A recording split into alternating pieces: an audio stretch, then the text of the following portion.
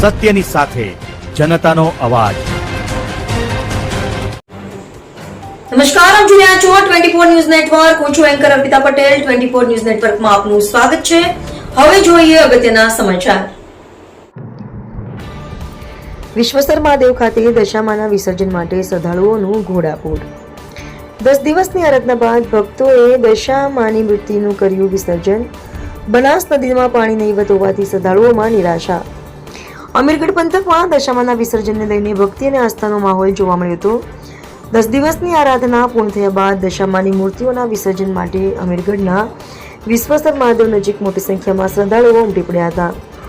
સવારથી જ વિવિધ વિસ્તારોમાંથી ભક્તો મૂર્તિઓ સાથે વિસર્જન સ્થળે પહોંચતા સમગ્ર વિસ્તાર ભક્તિમય બની ગયો હતો।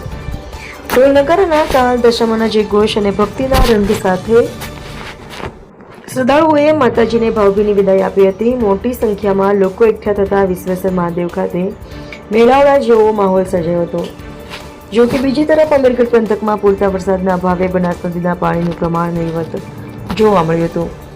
નદીમાં પાણી ઓછું હોવાને કારણે દશામાની મૂર્તિઓના વિસર્જન માટે આવેલા શ્રદ્ધાળુઓને મુશ્કેલીઓનો સામનો કરવો પડ્યો હતો।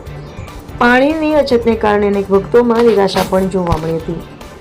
આસ્થાના પર્વમાં મુશ્કેલી હોવા છતાં ભક્તોના ઉત્સાહમાં કોઈ ઘટાડો જોવા મળ્યો ન હતો। વિશ્વેશ્વર મહાદેવ ખાતે દશામાના વિસર્જન પ્રસંગે ભક્તિમય વાતાવરણ વચ્ચે મોટી સંખ્યામાં શ્રદ્ધાળુઓએ માતાજીને વિદાય આપી હતી। વરસાદના અભાવે નદી સૂકી છતાં ભક્તોની આસ્થા અડગ। બનાસ નદીમાં પાણીનું પ્રમાણ ઓછું હોવું આ વખતે દશામાના વિસર્જન દરમિયાન મુખ્ય ચર્ચાનો વિષય બન્યો હતો। એક તરફ માતાજીની વિદાયનો ભાવુક માહોલ હતો તો બીજી તરફ નદીમાં પાણીની અછતને લઈને શ્રદ્ધાળુઓમાં નિરાશા જોવા મળી હતી। રિપોર્ટર મોરારસિંહ ચૌહાણ, અમીરગઢ।